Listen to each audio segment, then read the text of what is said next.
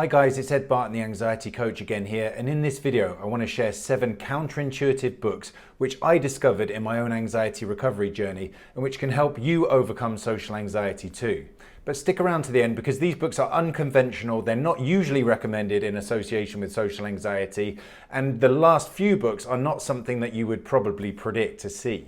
The first book I recommend, which is a shameless plug for my own short ebook, which you can download right below this video in the description. There's a link down there.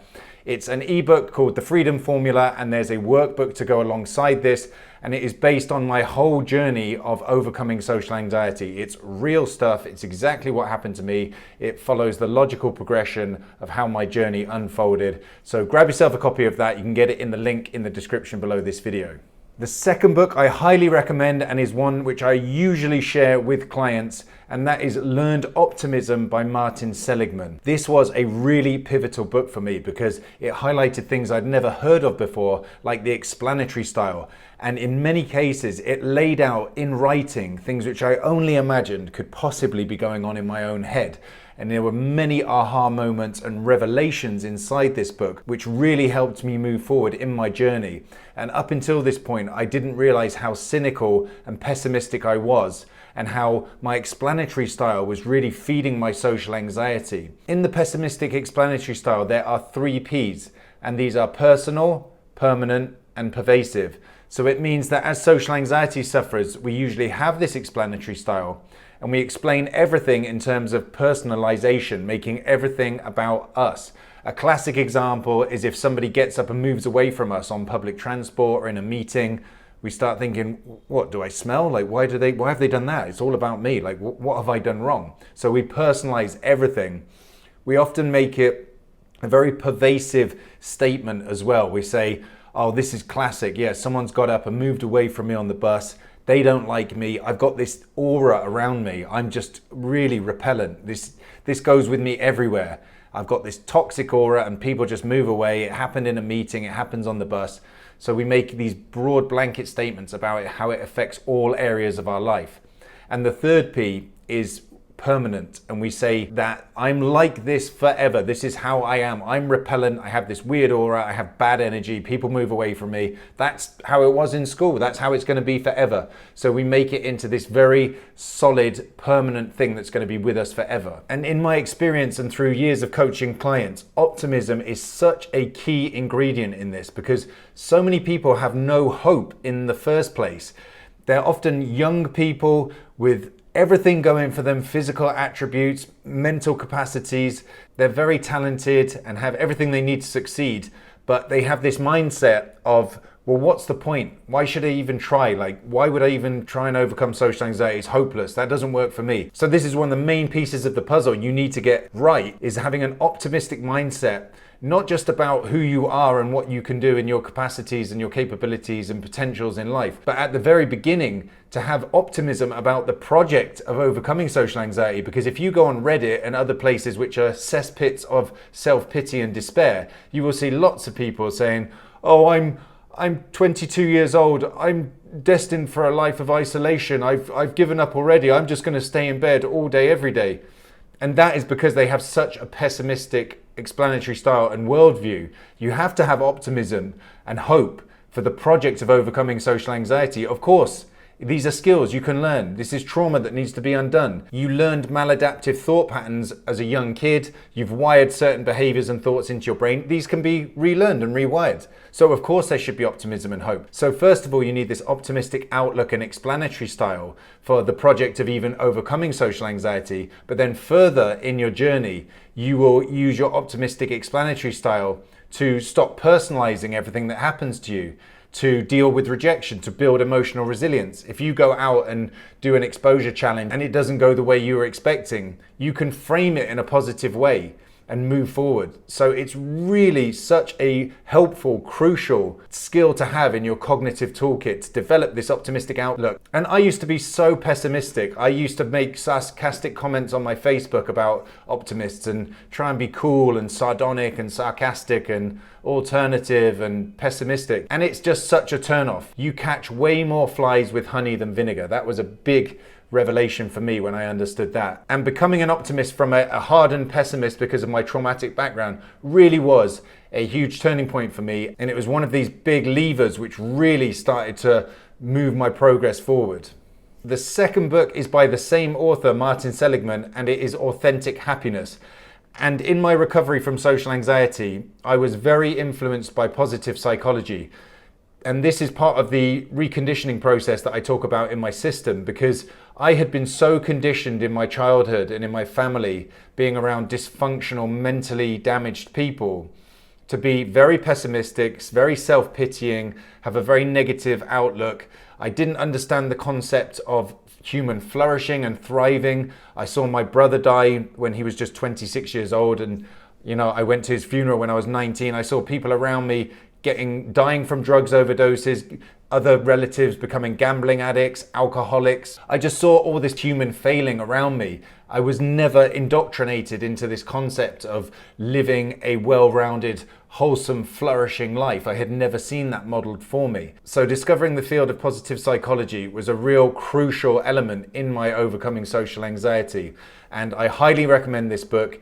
It gives a very nice overview of some of the central tenets of human psychology and lays out a roadmap for a wholesome existence, one free of pathology, and a way forward into a life of actual human flourishing and thriving rather than just surviving. My third counterintuitive book recommendation is The Oxygen Advantage, and this book was another revelatory text for me. I came across it when I was training as a monk in a monastery in Japan, and around that time our teacher was training us to lengthen our exhale up to 40 seconds. And there is so much in Zen about how the length of the exhalation influences the state of the mind and can take you deeper and deeper into different states of concentration and consciousness. And this book highlighted things I'd never seen before, like the importance of CO2 and how we need it to actually release more oxygen into the blood, how we don't gasp for breath because of lack of oxygen, because our blood is actually always fully saturated more or less with oxygen, around 97% to 99% saturation. So that feeling of gasping for breath, which I was experiencing as I wanted to exhale longer and longer in my meditation, it was not due to a need for oxygen. It was due to the sensitivity of my carbon dioxide receptors in my body. And having come from a traumatic background and lived with anxiety for decades, it had affected my breathing. I was a chest breather. I breathed very high up in the body. I breathed rapidly. And because of that, I'd had decades of over-breathing, and I'd become oversensitive to carbon dioxide, which also meant that my mental state would stay quite superficial in meditation.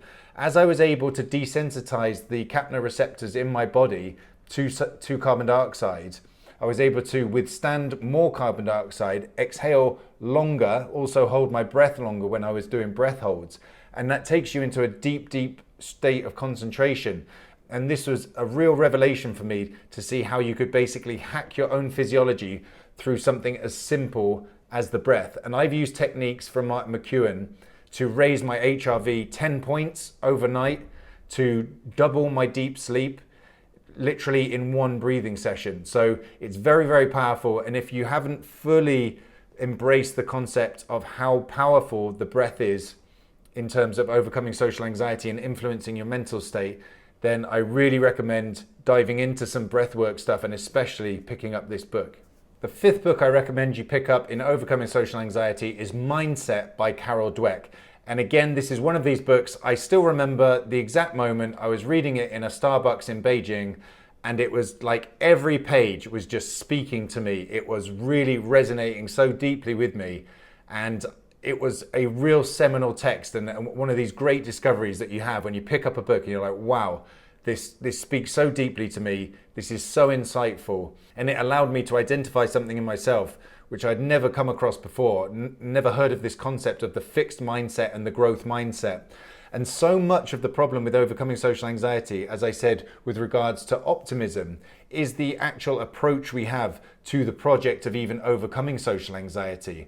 And what often happens is people will try one or two exposure challenges, they won't go the way that they anticipated, and then they just resign themselves, they interpret things negatively, they have a fixed mindset, and they say, well, that's not for me, I'm just destined for this life of misery and isolation, I can't do it. Whereas when you adopt the growth mindset, you realize that everything is learning, everything is feedback, you win or you learn, There are always things to adapt upon and to grow from and to learn from. And it's just this huge paradigm shift. It was for me, from going from this very fixed mindset of like, well, I've been born, with the IQ that I have, I've been born a certain height, this is all fixed and my life is just going to play out in a certain way. This book opened my mind up to a whole new concept of the plasticity of my brain, the elasticity of my potential, and how I could improve upon things. And it really relates directly to your mindset in going into the project of overcoming social anxiety, and how you deal with setbacks along the way, and how you grow in resilience in dealing with rejection or trying things out socially, and whether they work out the way you want them to or not. So this again is a very, very useful weapon to have in your arsenal in really rewiring and reconditioning your brain in terms of how you deal with setback and how you deal with the whole project, the meta project of overcoming social anxiety. The sixth book I recommend is The Winner Effect by Ian Robertson. And this was especially pertinent to me in the phase of my journey where I started to realize that I was in a position that was feeding my anxiety. My job was feeding my social anxiety. I worked in the diplomatic service in the embassy in Beijing, and I was working within a very rigid hierarchy, and the pay bands and your level of authority and seniority was very codified and very public. So this guy is A1, you're C2, therefore he's way above you, you're way down the dominance hierarchy. And operating in this kind of rigid system was really lowering my testosterone, I believe. And that's what's highlighted in the book, is of how being in passive, submissive situations can actually lower a man's testosterone. And I'm afraid this recommendation does apply more to men than to women, but it's still relevant for both sexes. And I started to realize how I had always lived as a kind of submissive little underdog and a people pleaser. And this book lays out how as you accumulate small wins, you grow in testosterone and you become more assertive, slightly more aggressive, which I believe is also necessary for overcoming social anxiety, especially if you've been a lifelong nice guy and a little people pleaser and a doormat, like a lot of guys have when they've got social anxiety. So this was another very revelatory book which showed me the neuroscience behind how I needed to get out of the job that I was in and how I needed to grow. And the funny thing was that as I actually did that, as I left the embassy, set up my own business, it played out as it was highlighted in the book. My testosterone increased, I became more positive in my outlook, more decisive, had more efficacy, more agency over my own life, and things just developed and went up and up in a virtuous cycle. So I recommend checking out this book. My seventh and final counterintuitive book recommendation for overcoming social anxiety is As a Man Thinketh by James Allen. And this is often recommended as one of those old school personal development books, but again is one of those ones, it's very short, it's only 100 or so pages, but another one of those texts that you come across and you think, what an incredible hidden gem. How have I not heard about this? Or how have more people not spoken about this? And it kind of riffs on the idea from the Dhammapada, which the Buddha says, which is basically what you focus your mind on, you will become and you will see more of. And this links in, it's relevant to social anxiety because it links into this whole picture of being pessimistic, focusing on the wrong things, all these cognitive distortions of focusing on the negative, discounting the positive, negative ruminations, focusing on all my faults. And I realized that I was just creating and manifesting in a non-woo-woo sense this negative life that I had for myself because I was always looking in the wrong place. I was focusing my attention on the negative. I was perfectionist and always looking for fault in myself and other people. I was critical and harsh and judgmental, as I'd been raised to be in my family as well. And this just opened my mind up to this whole concept of what you think about and what you focus on, you will get more of. And as I focused on becoming a happier, positive person and wanting to improve my health, my relationships, my finances, all of these things, it came to fruition. And there's nothing magical or strange about that. If you walk around and you're focusing on positive things and you're cultivating positive mind states like gratitude and generosity and this kind of thing, it shines through your face and then people want to speak to you and you have better interactions. If you're walking around thinking, I suck, I've got awful eye contact, I'm a weirdo, I'm like an alien, I have a toxic energy field which repels people, people can just see this dark cloud of worry over your face. And it's not as if you've got bad energy, but it doesn't make you attractive to interact with because you're obviously troubled. So it works in a very pragmatic sense. And this is what the Buddha was talking about 2,500 years ago as well. It's a very short book, very concise, great to get into. I highly recommend it. And it's really just linked into this whole overall picture of just changing your internal landscape, becoming a happier, brighter, positive person, pushing out all those negative mindsets. And for me, that's very much how it was. As I turned up this light of positivity within myself because I was enthusiastic about my gym routines and my future career path and all of these things, the negativity that I had been so used to didn't have so much space for those shadows to crowd in. I kind of burned them off with this bright light that was growing inside me. And As a Man Thinketh was one of those books which really helped cultivate that positive, bright energy. If you are struggling with social anxiety, these books are very helpful, but they won't go the full way. So I highly recommend you check out this video and this video for more information on how to overcome your social anxiety.